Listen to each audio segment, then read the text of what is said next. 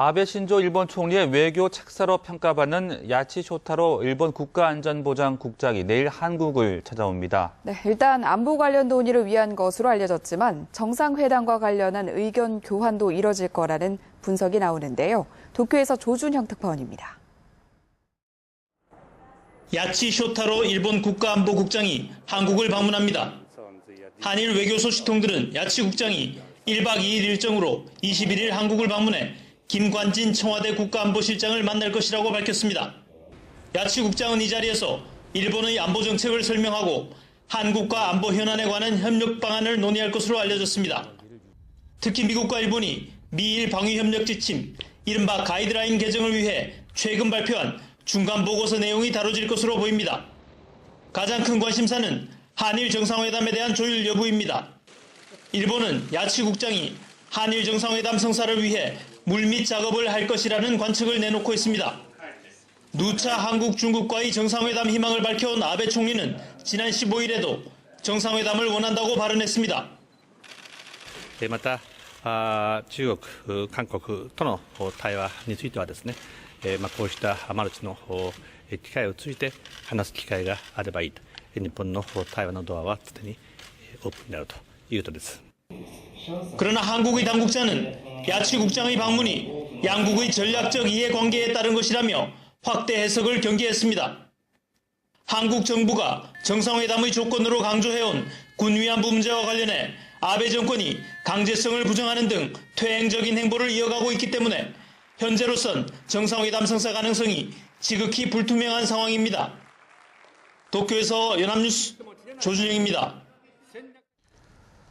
역사 문제로 한국과 일본의 관계가 냉각기를 벗어나지 못하고 있지만 역사를 주제로 양국의 우호를 다지는 사례도 있습니다. 일본 히로시마의 한 바닷가 마을이 12년째 조선통신사 재현 행사를 벌이고 있다고 하는데요. 이세원 특파원이 현장에 다녀왔습니다. 히로시마 남쪽의 섬마을에 꽹과리 소리가 힘차게 울려 퍼집니다. 이어 무사복장을 한 일본인들이 안내판을 들고 조선의 사신을 안내합니다.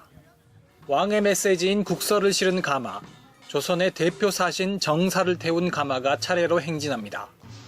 히로시마의 한 마을에서 바다를 가로질러 200년간 이어진 조선통신사 행렬이 생생하게 재현됐습니다. 한국과 일본 어느 쪽에도 그리 유명하지 않은 마을이 이런 행사를 하는 것은 조선통신사가 12번 일본을 방문하면서 11번이나 이곳을 거쳐갔기 때문입니다. 행사에서는 조선통신사가 한일 우호의 상징이었다는 점이 부각됐습니다.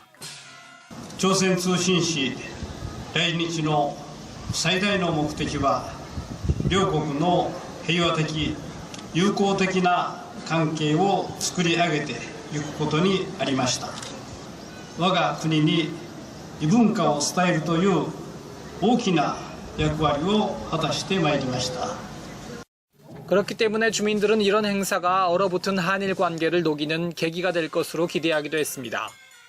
今、日本と韓国で諸問題があるんですけれども、やはりこういうふうな歴史ある朝鮮通信使の行事を通じてですね、文化交流をしながら日韓の友好に役立てたらいいと思いますので、今回は参加させていただきました。